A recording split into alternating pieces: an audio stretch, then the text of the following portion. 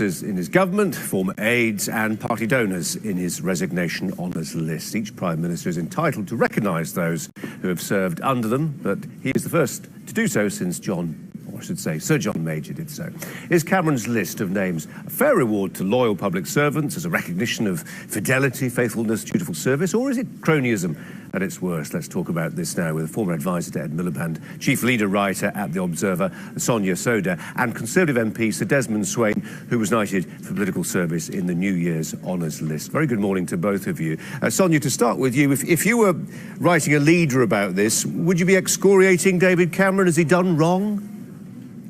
Yeah, I think that the list that's been leaked of names that Cameron's put forward is a reminder really of the grubbiness of our honours system. In my view, honours do have a place in our society, but they should be reserved for people who've made an outstanding contribution to our communities, to society. I think what you see in this honours list is that honours are too often awarded to people just for doing their day job. Now, these are probably people, they've worked very hard. Some of David Cameron's closest advisors are number 10. But at the end of the day, they're very well compensated for that. You shouldn't just get an honour for doing your job or for making a contribution to financial services, say, or for doing well in the civil service. It should be about people who go above and beyond the day job to make an outstanding contribution. So Desmond, what's your take on this? Do you think that, for instance, George Osborne, former Chancellor, should now be a companion of honour? I think that it is a perfectly proper reward for what is a hugely demanding job that goes well beyond the remuneration that our ministers are paid. I don't see why people who have given an enormous contribution in political life should be excluded from the honours system. It's part of our history, it's always been the case, and I think it's perfectly proper. Sonia, it's undeniably true, isn't it? There are a lot of these figures, a lot of these cabinet ministers, had they been, for instance, working in the private sector, would have, for several years, commanded far bigger salaries, and therefore, as Sir Desmond says, this ought to be seen as part of that package of recognition, remuneration that the state endows them with. I'm afraid I just don't agree with that. I mean, these are people who've made a choice to sort of commit to a life of public service. But that is a choice. It's something that they will derive great value from in other ways. I think it really devalues the honour system. We've got to remember that there are some people who receive honours who do absolutely fantastic charitable work in their communities. And I think it devalues the system. It devalues the honours that those people get if you give honours to other people just for doing their jobs. And we're not just talking about, George Osborne, former Chancellor of the Exchequer here. We're talking about people who've sort of, worked for 5 years in number 10. Sure, I'm sure they work very hard. But, whatever happened to sort of just taking your staff out for dinner to say thank you? That's what normal people get. It just doesn't strike me as very fair. And then, another issue is around political donations. And you've got people who made big political contributions to the Remain campaign on the list. That's as old as the hills, Sonia, though, isn't it? That bit's as old as the hills, isn't it? Absolutely, but just to say, I mean, I think the first cash for honours scandal was actually in Lloyd George's time in the 1920s. But the fact that it keeps coming back and back is a sign that we do need to clean up the system. It's not something of David Cameron's making, but we know that the ability to give honours to people who've made political donations, it leaves our system open to corruption. It keeps coming back time and time again, and it's time to do something about it. So Desmond, David Cameron is a student of political history. He will have known, for instance, when he was drawing up this list, that Gordon Brown didn't have one, that Tony Blair, who you might think would have had one, didn't have one, and further to that, David Cameron would have known that the last big one that made a splash was Harold Wilson's, the famous or infamous lavender list. So he would have made a calculation, we presume, and that calculation was, I'd rather see my mates right and take the hit. I think it's perfectly proper that people who he believes should have been honoured should be honoured. And to take the points that have been made, first of all, with respect to those working in number 10, they work under enormous pressure 24/7. And then all of a sudden, unexpectedly, the Prime Minister resigns and they're out on their ear. I don't see why their outstanding contribution should not be rewarded. With respect to those who have made political donations, by and large in this country, we shy away from funding political parties, and I think that's right.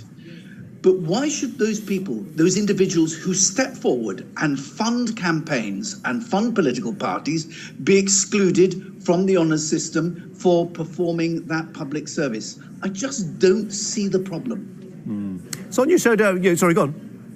Yeah, if I could just come back on that. I mean, that point about people working under immense pressure 24/7. I mean, there are thousands of people who do that up and down the country. What about a manager of a care home? That's a 24/7 job. They're paid probably about £25,000 to £30,000 a year.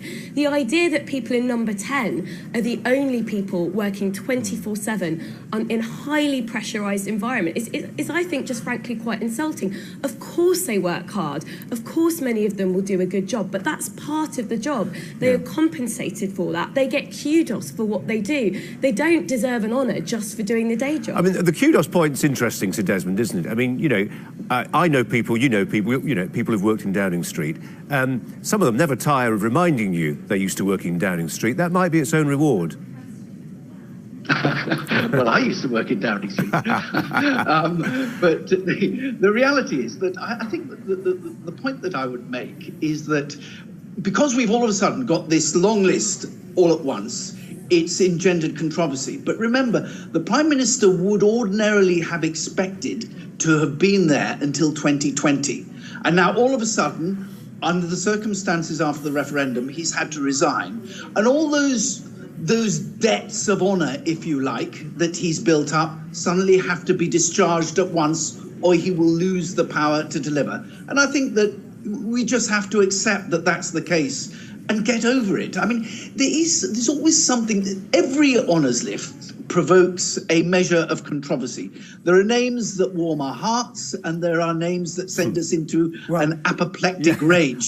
But we have to get over it. And this envy that is at the heart of it, I think, is an unpleasant phenomenon. Well, it's interesting you introduced the idea of envy and perhaps some of the more less palatable names. I mean, OK, look, it's August. Maybe this news story wouldn't be quite so high up the agenda at a different part of the time of the year. But nonetheless, Sonia Sodha, it is the fact, isn't it? We're talking about the honour system this morning.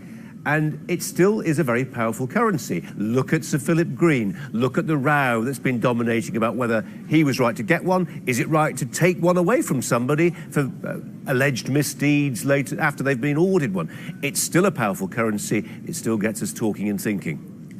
Absolutely, and I think if you look at people who've received honours in the past, like Sir Philip Green, like Fred the Shed, it really sort of shows that. Yes, it really shows actually the lack of scrutiny that there has been in the past of people's contribution to public life.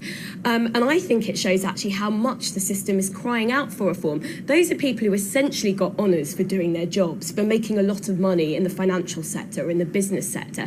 It's just a bit crazy to me why people should get honours for those things. I think the system really needs reform. I think honours should be reserved for people who make contributions that are different to their day jobs. I thought we'd got that. Did we not get that, Sir Desmond? Did we not have lollipop ladies getting, becoming dames and all the rest of it? We do. I nominate people for honours every year.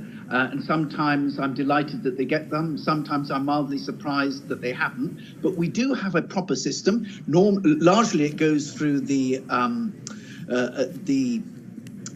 Lord Lieutenants, but often it'll come through members of Parliament. People will bring to my attention people who've done outstanding things. And I'm always awed by the huge contributions that very ordinary people make in their own time, and huge voluntary efforts. And of course I acknowledge that. And there does seem to me to be a different order of expectation for those people who are at the top of the political life of the country, that yes, they get honours because they're at the top of the political life of the country. But those people who are engaged in public service at that level, I think it'd be wrong to exclude them.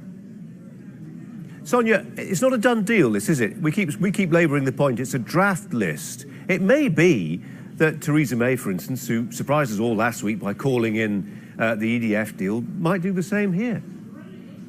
I mean, she might. It would be quite unprecedented, I think, if she sort of took a look at the list and, you know, rejected lots of suggestions made by her predecessor. But I think it's something that she should consider doing. I mean, she's already sort of said she wants to have a different style of leadership of the country from that which went before her. But I think there's also some, you know, we talk about this sort of, you know, 5-yearly intervals. We all get very angry about it. We all say the system needs to be reformed, and then nothing happens. And I think that's because you get leaders going into politics who, before they've got the power to bestow these honours, say they want to clean up politics. That's what David Cameron said, you know, back before he became Conservative leader. He stood on a platform of cleaning up politics. But I think the problem is when leaders actually get the power and they feel like they need to reward people who work with them, they find it very hard to sort of do what they originally promised to do. But I think there are some permanent reforms we should be looking at going forward. I think we need to kind of transform the way that the nomination system works. If you look at the nomination committees, they're filled with the great and the good, you know, conventionally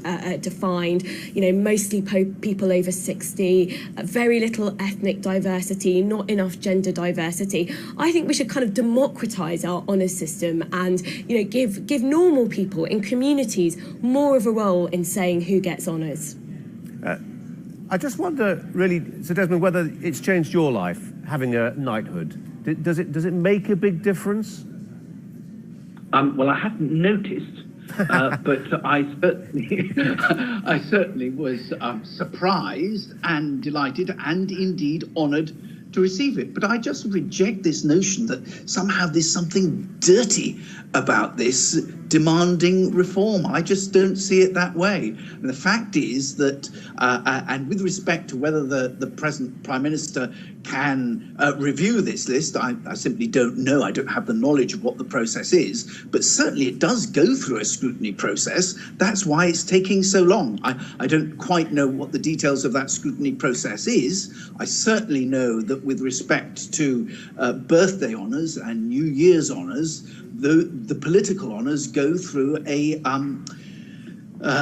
very robust process of parliamentary scrutiny on a committee chaired by Lord Spicer. And I have once sat on that committee, and I can tell you it is very, very robust indeed. Sir Desmond Swayne, Sonia Sodha, thanks both very much indeed for your time this morning. Thanks a lot. Still to come here on Sky News.